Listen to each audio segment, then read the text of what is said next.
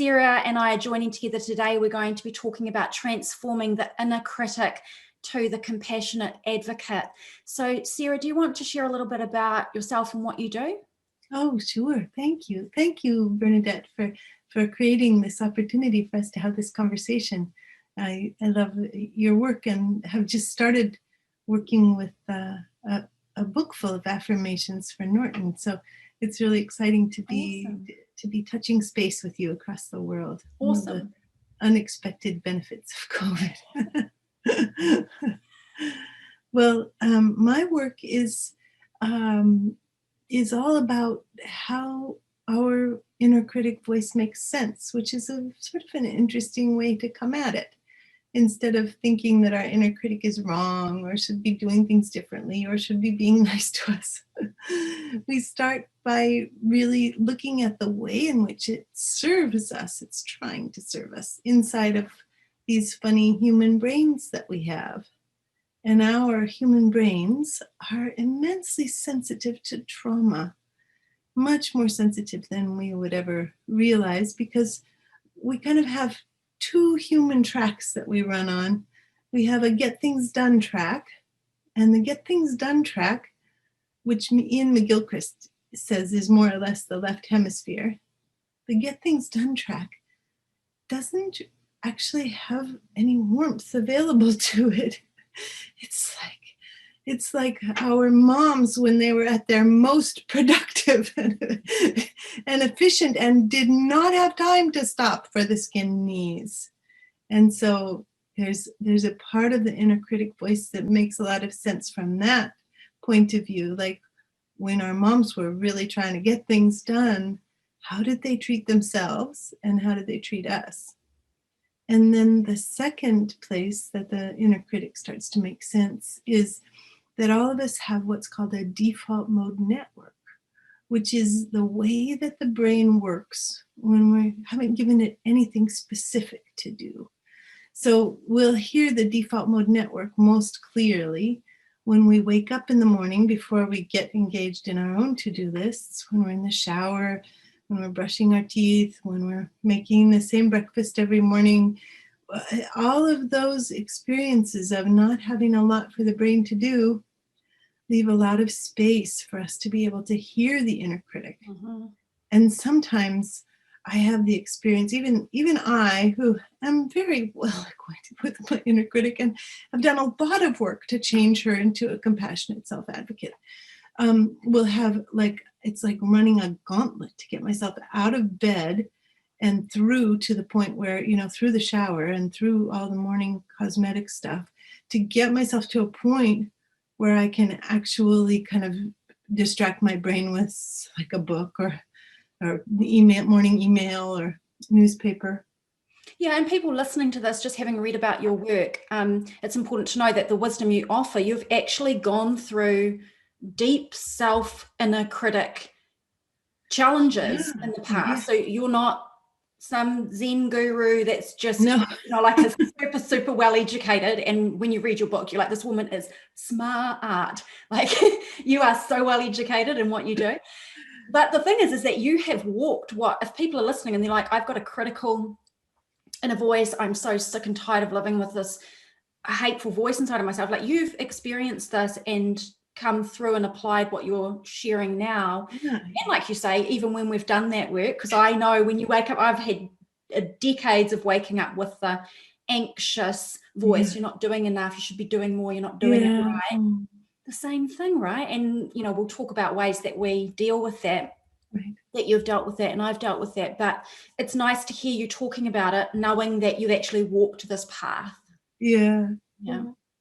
And I just want to quote from your book, if I can, but as we're having this conversation, and this just stood out. I mean, I was highlighting everything in your book. By the way, for anybody who's watching, this is Sarah's book. So if you want to go and get that on Kindle, that's Your Resonant Self.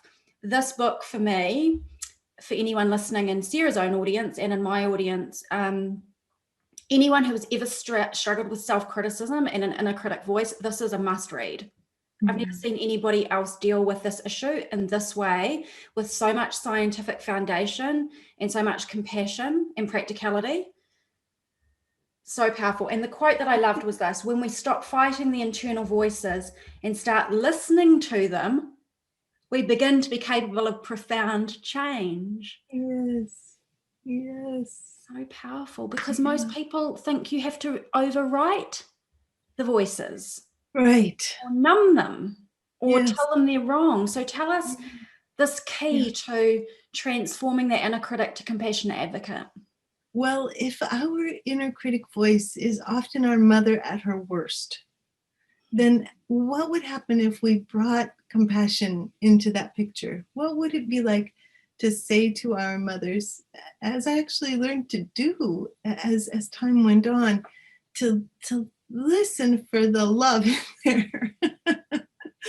So one of the things my inner voice can tell me is that I'm stupid. So if I'm like, Sarah, you're so stupid, and if I then have this warm inquiry towards my inner critic, and I say, Sarah's inner critic, are you flustered and bewildered and on your last nerve? You have no idea how to get Sarah to do the things that you think would make her life really good. And the inner Wow. it's a very interesting process to begin to do this. It does turn our inner critics into pussycats. Yeah.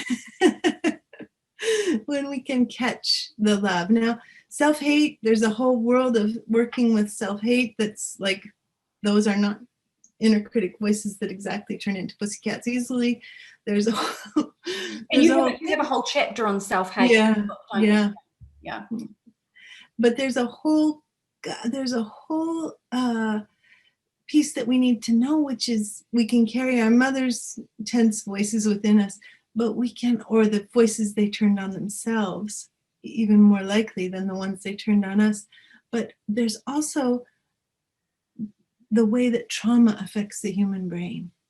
And when little kids have difficult things happen to them that they are basically emotionally alone with, then it leaves after effects of memory in the brain. And before we're 9 years old, we neurobiologically have to blame ourselves. There's no blame out mechanism before we're 9. Until we're 9, the human brain is going to think it's my fault. It's going to think my mom's unhappy. It's because I'm not good enough.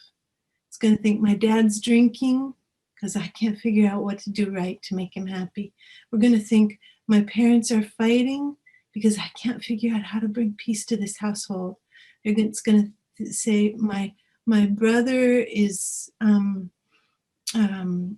cruel, and we're going to think it's because I'm not smart, pretty, fast, intelligent, comical enough to be able to deal. And what a weight for a 9-year-old to carry. Yes.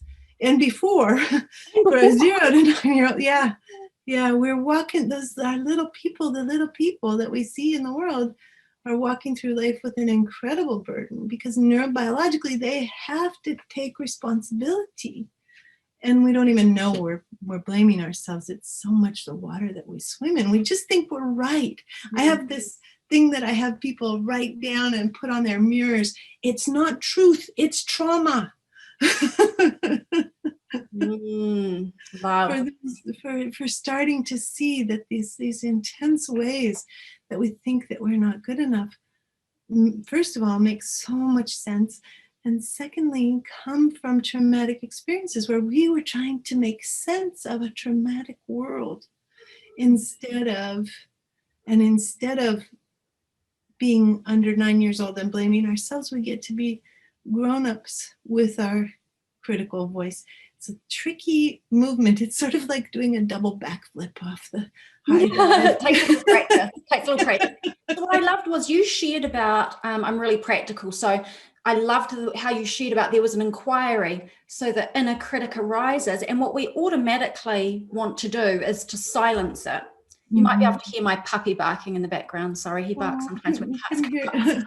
So you have this inner critical voice and you hear it, and most people either engage at the level of the voice where we are like, believing in it and then feeling bad, and it's kind of the authority that's pushing us down, or we try to get away from it. We may drink, we may eat, we may try to distract ourselves. And so there's all these sorts of ways that we try and deal with them. And it's really important for me to say, because I do a lot of affirmations for people, and I think they're an important part of feeding our spirit and our soul, but they're not a sole strategy for dealing with some of these challenges, is that the inquiry that you said, we turn toward the inner critic voice and we ask it smart questions. And when you ask the questions, it transforms it because it's now being heard. So the way that you did that, like if you were to say to somebody, there's going to be a million different things people's inner critic could be saying to them. Can you give people a couple of really simple things they can remember to say to themselves? Sure. So no matter what it is, the very first question to ask is, are you trying to help me? Oh, yes, yes, yes. And the second very good question is, do you believe that if I were better, prettier, more successful, whatever the adjective might be, that people would like me more and that I would be safer and that, or that I would be financially more secure, or that it would be less dangerous in the world, or my husband would no longer drink, or there are many, many things, because of course we're running on these old experiences of having grown up being self-blamers, all of us. I love this technique. I really love this. So we hear the critical voice and then we turn and we ask it an empathetic question that allows wisdom to come, because that what I'm getting from your work is the inner critic is not just randomly there. It's trying to get something, trying to fulfill a need. And I was thinking about this before we jumped on the call. And that is, if, for example, I am in pain and I am suffering and I'm angry or rageful or shamed or needing or wanting or longing, and someone else outside of me tries to ignore me or tries to say what I'm saying is not right, or just tries to override it and pretend everything's roses and glory, how does that make me feel? It makes me feel terrible. So then if we think we're doing that to ourselves, if we don't turn towards those horrible questions and those horrible statements inside and bring love, and I just think this is just so counterintuitive and so genius.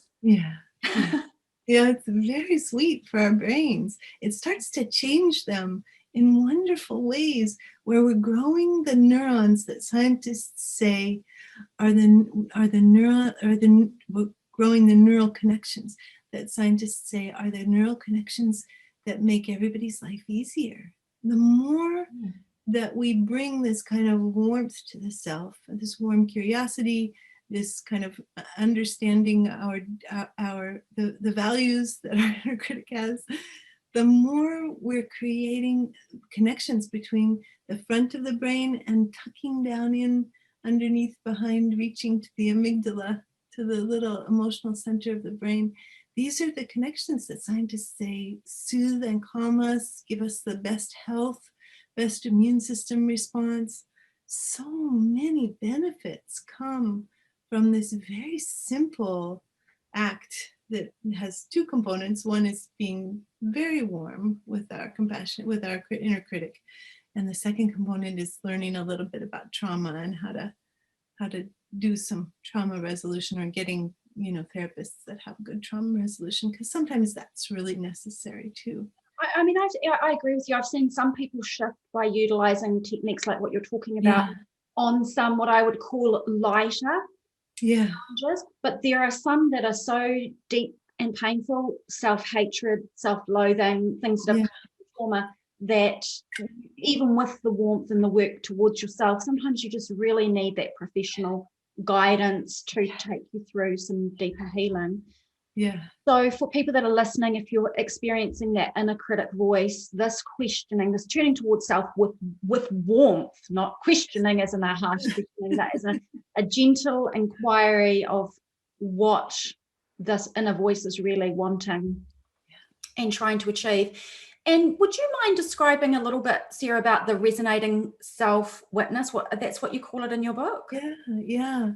One of the pieces that supports the idea that we all have the capacity to grow and resonating self-witness is this research that shows that when we use our own name when we're talking to ourselves, we create more differentiation between the part of ourselves that's offering support and the part of ourselves that's receiving it. So basically between this prefrontal cortex and the amygdala.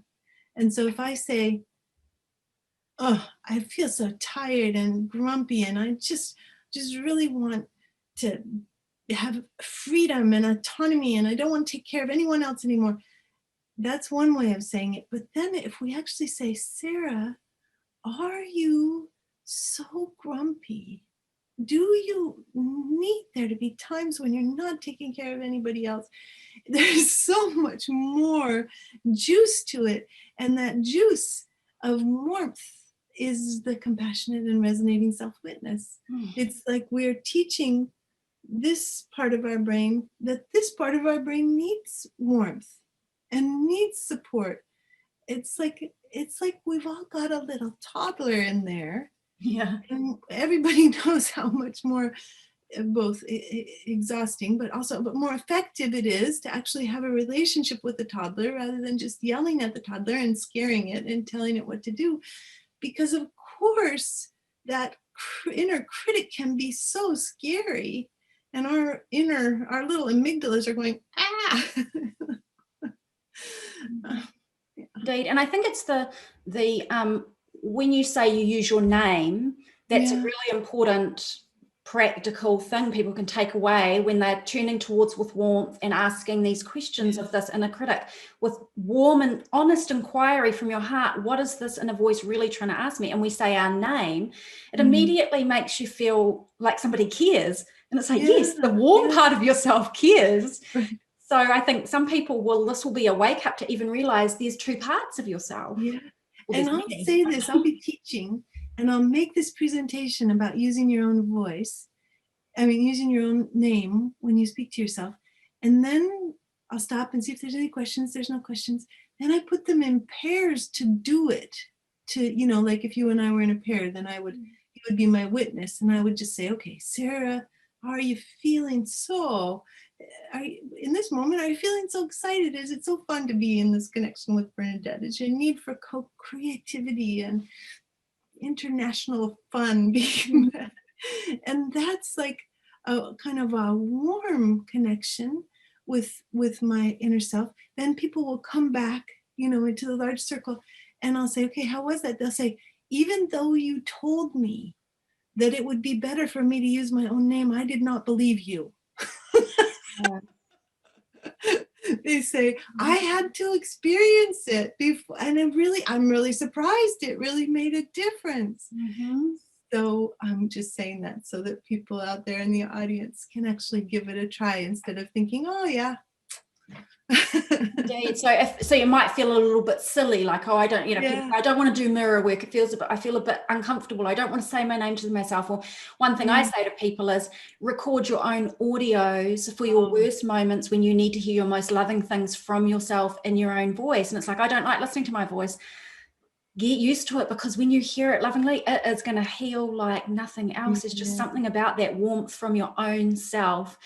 And I think when I hear you talking about you're actually asking yourself the questions and you're using your name, and you've just said those things like as examples for us, the immediate thing that I'm noticing that I think I would feel if I did this, or clients of mine would feel, is you feel seen and heard. Yeah. People just want to feel seen and heard and be validated. Like, it is valid that I feel lonely. It is valid that I feel like I'm not good enough. It's valid that I feel like I can never get enough done. And to just have somebody turn with warmth towards you and say, is that how you feel? That's understandable. You feel that way. But it's yourself. Able to do that for you 24/7. Like, it's a gift, right? Yeah, it's a lovely gift. Now, if our major experience having somebody else use our name was to scold us, then that makes it just a little bit more, because then it could be our critical inner voice using our name. Might be a little scary sometimes. So we're taking into account the possibility of trauma, of alarmed aloneness, of the experience of blaming ourselves, of not ever receiving warmth. We're kind of taking those things into account. And then we can try something else. You know, if the use of our name has always been associated with painful cruelty, then we'd want to say, oh honey, do you feel? I love that you factor this in, because you've really factored in people from all different experiences at all different levels of struggle and pain or trauma. So your work is really compassionate. And I think the beautiful thing is that often if people look at this kind of information and they say, oh, this is personal growth, this is self-help, that's just nice, but it's a bit fluffy and it doesn't really do anything. Oh no, it's, as you said, actually firing and wiring off different parts of your brain that are necessary and needed for you to feel safe or calm or relaxed or whatever it is. So there's actual physiological changes. And to shift the immune system itself. The immune system itself changes in response to creating a warm space inside of our brains.